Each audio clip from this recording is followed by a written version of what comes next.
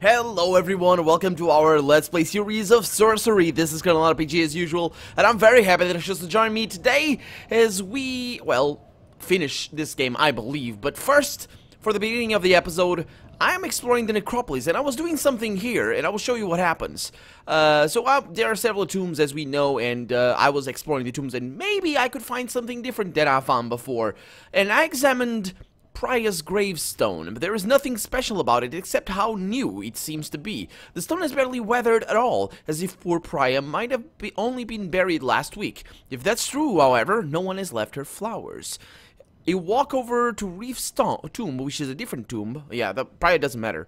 But it seems quite ordinary. An angel with a covered face, and beneath its clawed feet, a dying serpent. Between the serpent's open jaws hangs a bone bracelet. Now, I chose to take the bracelet because we were given... I think we were given before... by Shimva Theta, I think Theta it was. We were given a treasure, a ring, a serpent ring right there.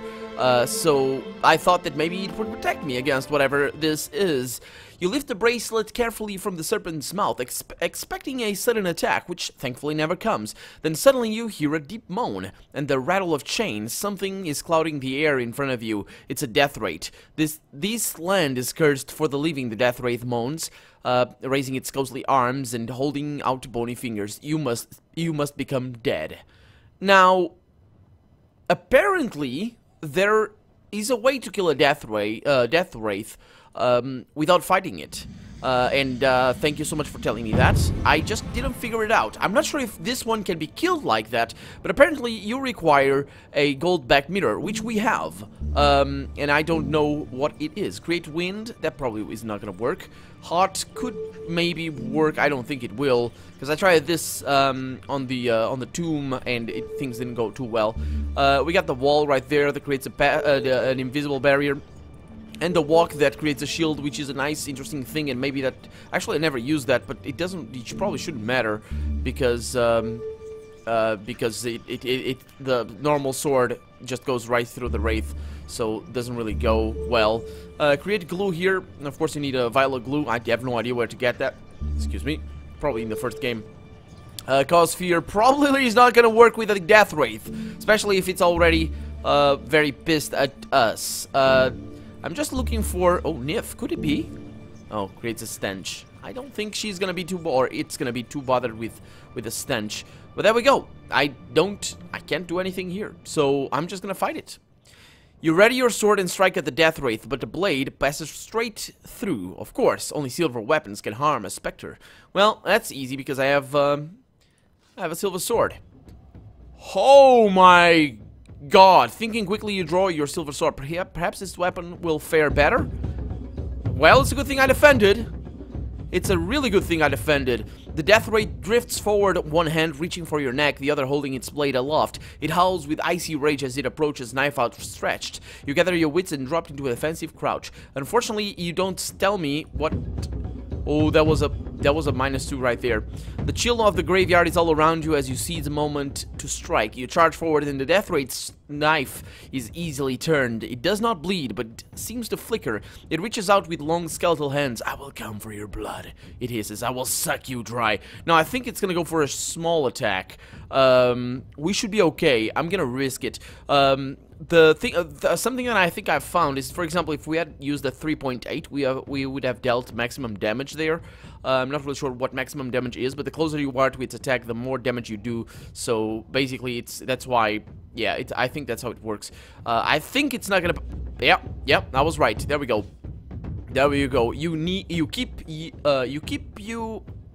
your desperate attack. That's a typo. You swipe the death wraith with your blade. You cut across his cruel blade, and the wraith moves between the headstones. The death wraith shimmers for a moment, its skull mask seeming to slip. It leans forward with crooked hands. Your heart will be mine. Mine. You, the wraith hisses. It will stop. Well, what are you gonna do? Very small attack. Yeah. So I'm gonna defend again. You raise your shield arm to guard your face as the death wraith reaches out with its skeletal hand. You must turn your turn. You turn most of the blow, then adjust your grip and try to settle your nerves. I'm gonna defend again because it's gonna go for a powerful attack right there. You steady your guard high, the Death Wraith wails and sings as it slashes its blade backwards and forwards. You parry in a flash of sparks and metal. It reaches out with hooked, bony fingers. I can taste your life. The creature wails, I am hungry. Well, I'm hungry as well. I'm probably gonna go for a small attack. Yeah, I was expecting that. Ooh. You ready your sword to strike. Finding the Wraith's thin form, you swing hard. You move above his dagger. The Death Wraith is growing paler and more gray. You are injuring it. I think it's gonna go for a defense. I don't think this defense, though, so it could be for a very powerful attack. Let's see what happens. Yep, powerful attack, and I take 2 damage. Okay, there we go. The Death Wraith is at your throat. Your own attack is thrown aside. It stabs out violently. The pain sends you staggering across the yard. It leans forward with long hands. It's gonna go for another... Oh, I could have gotten that one. You drop back as the Death Wraith leans towards you with its bony grip. Something dark flutters across your face. You're gonna defend again because it's gonna go for another powerful attack. I can't really do anything here. You keep your blade up. The Death Wraith grins skull-like teeth as it slashes its blade backwards and forwards. You counter it quickly. You stumble and fall. The Wraith grins its bony teeth. It can smell the approach of death. Well, there you go, and you're dead. Dum, dum, dum, dum, dum. Or, yeah, just 2 at the end. You secure the chance to attack. This decent dueling, oh. Yeah, I mean, considering the strength of the opponent, it was. You power at the Wraith. With a final strike, the creature wails and moans and seems to vanish on itself. The air is suddenly a little warmer. Now, I couldn't figure out how to do the wall, yeah, gold-backed mirror, because I do have it, I think. You hurry back onto the path before the creature can rise again. Actually, I should probably check if I do indeed have it. It should be either on magical items, gold-backed mirror. It's right there. Okay, it's all good. So continuing on, moving on, let's see. You hurry back onto the path in the field graveyard to see the opponent rising from the earth. Oh, I can't go there now? Oh, that's okay. Well, I have this much amount of money here, as you can see, 287, because I wanted to try something. Last time around, I dropped like 10 gold pieces in a well that's over here, so I can look down a little over to the well, peer in the pitch dark. Of course, I can pull up a bucket and drink, which is really nice, and one of the reasons why, one of the reasons why I'm not really concerned about this. We're going to be able to heal again pretty soon, and we're not going to need to fight anybody else until the end of the game, so yeah, we'll see.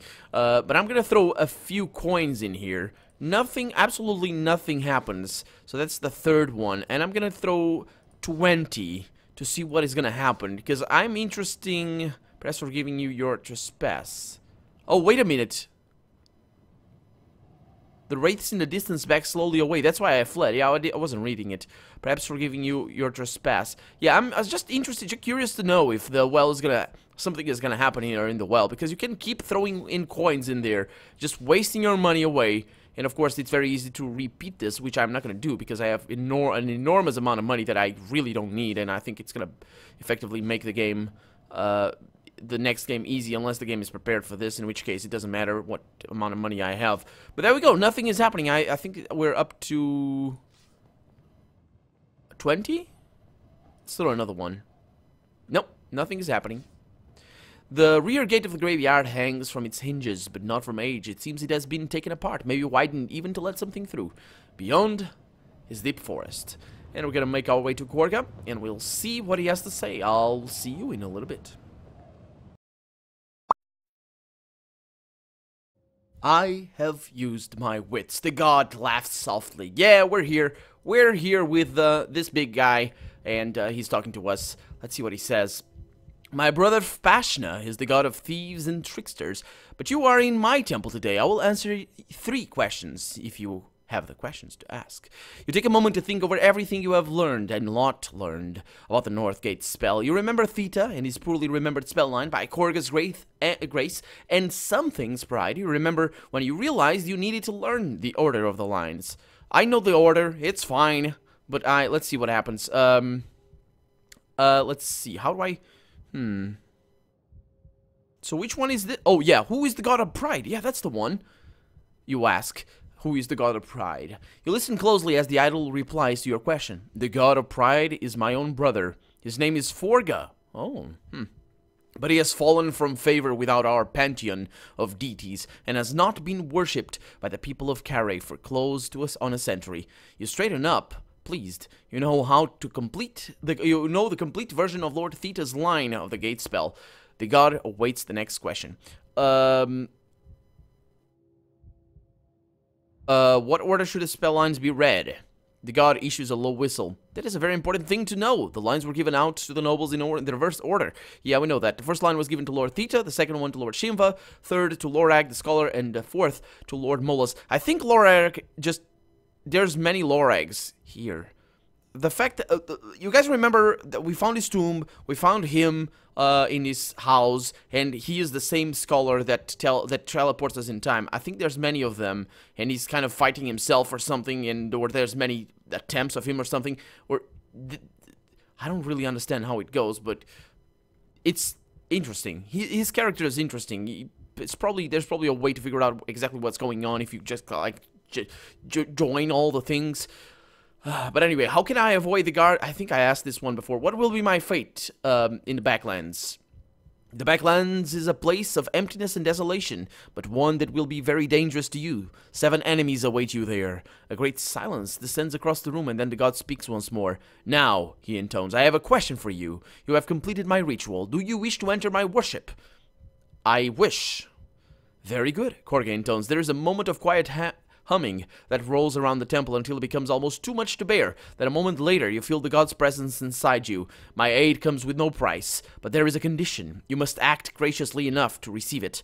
A great sense of well-being floods your body. You turn and head out of the temple door. And there we go.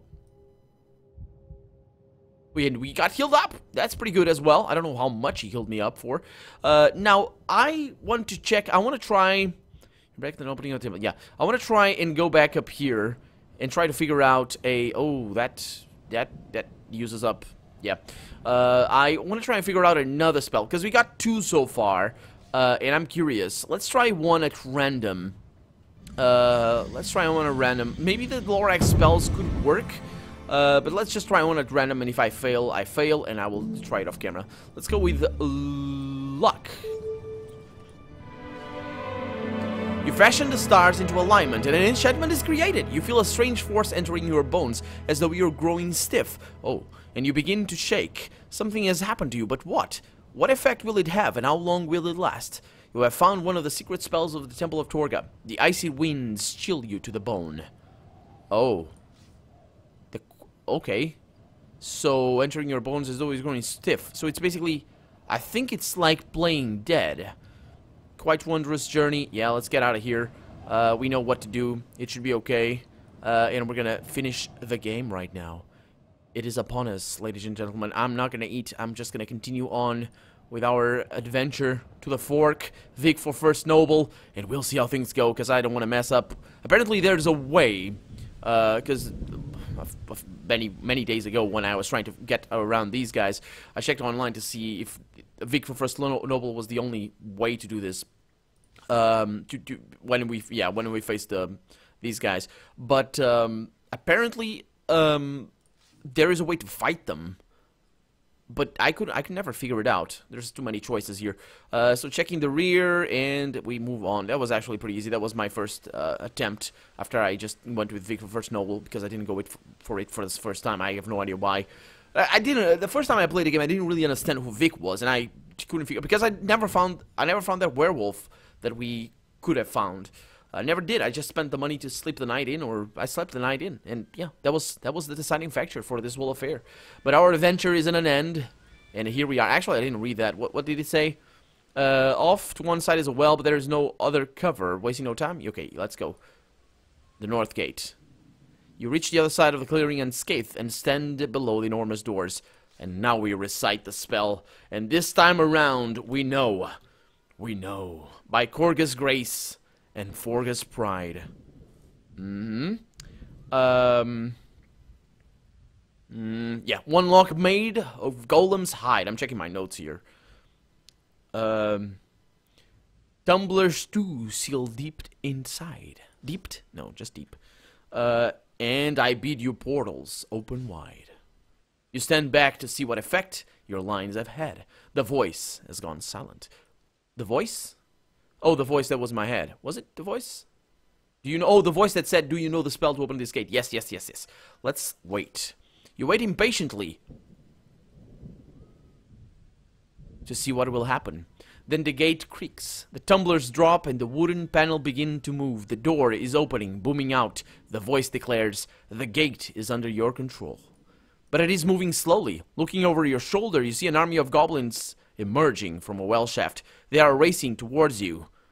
I'm gonna stand if I didn't want me. You stop one hand on your sword, your mind searching for spells, but there are already 40 goblins or more in the clearing, with more appearing. You cannot hope to defeat them all. Behind you, the gate to the backland is open. You hear a noise from the outside, a screeching sound. Let's look through the gate. Of course, we know what this is. You turn back and look through, peering into the darkness of the wasteland beyond the wall. Figures are moving, more low figures. They are calling to each other, moving towards the opening door, preparing to rush into the city. I'm gonna close the gate here, because I can do that. The goblins from the well are slowing down, now fanning around you as they watch. Are they planning to attack the figures outside the wall, or are they waiting to be joined by them? Close the gate. You must save the city, despite knowing it will trap you inside and end your quest. You heave on the gate to close it, but it will not move. Command me, the voice booms in your head. Go through first. You rush through the gate into the backlands. Oh, tell me I'll be able to close the door? Yes. In the darkness around you, figures are moving, pouring towards the gate into the city. Inside, you see the goblins still moving. Gate, you command desperately. Close. The gate obeys immediately, swinging shut like a trap. From the low hills around, red-faced marsh goblins are springing up and pouring towards the sealed gate like flies onto a fallen ox. They begin to scramble on top of one another, trying to breach the wall with their own bodies. I can destroy the goblins? The goblins must be destroyed, as though on command. A ghostly figure forms in the air before you. It is Lorag. You control the gate, the figure whispers. Use it. I don't know how. You shout back. The goblins are reaching to the top of the wall now. Some have bows and are firing burning arrows into the forest around the gate. You control the gate! The wizard shouts. Use it! Okay, I think this is the reason. The gate is like self-defense or something. That's the reason why there are no guards, because the gate does it all himself. It is hopeless.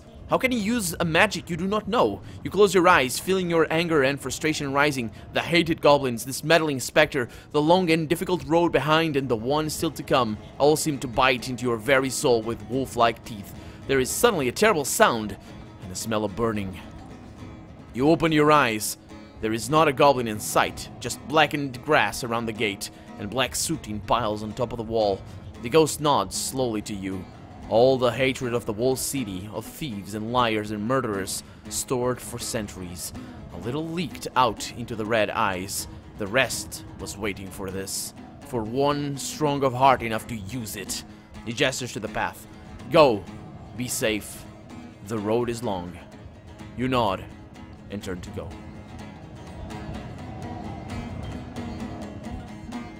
From a short distance away, you look back to see the plain outside the gate is quite empty. Not a single marsh goblin remains, not a single short sword or hooked pick. It is like they have been wiped from the surface of the earth. Then inside Carré, something similar must have occurred, as where there was the sound of clashing swords, there is now only silence. You have saved Carré, a foul city perhaps, but not one whose citizens deserve to die by a goblin's sword. But it has been at a cost to your strength. You turn back. Your own road lies ahead, through the plains of Badubak and on towards Mampang. You remember the words of the Sight Master Sergeant as you left the outpost settlement.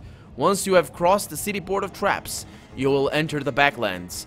They say that day and night are controlled by forces other than the sun, and from Carré too, your progress will be watched.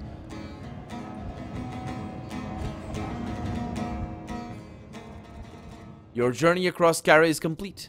In the course of your journey, you rescued an elven from the Red Eyes, saved the city port of Carré from destruction, and your spirit guide was replaced by Korga, the god of grace. You played 44 games of Swindlestone, winning them all. You learned the truth about what the crown does, a riddle about the sleepless ram, and that silver weapons harm the undead. You collected a fantastic number of magical artifacts, a large lump of beeswax, a cloth skullcap, a pouch of sand, nose plugs, 3 pebbles, 8 blimberry potions, 2 giant's teeth, and a green-haired wig, as well as a gold back mirror, a bracelet of bone, and 1 sun jewel. I could have gotten another one, but I figured out I didn't need it.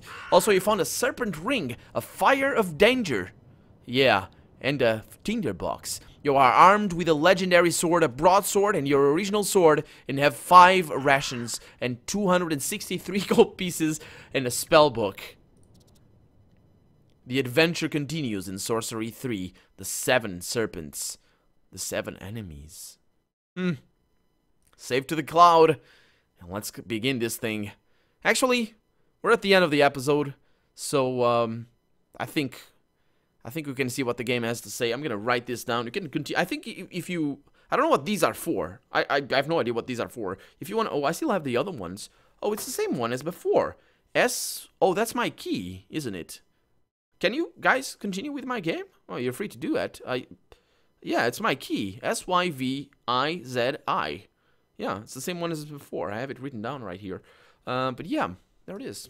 Of course, this is my Steam cloud, but I'm not really sure how that goes.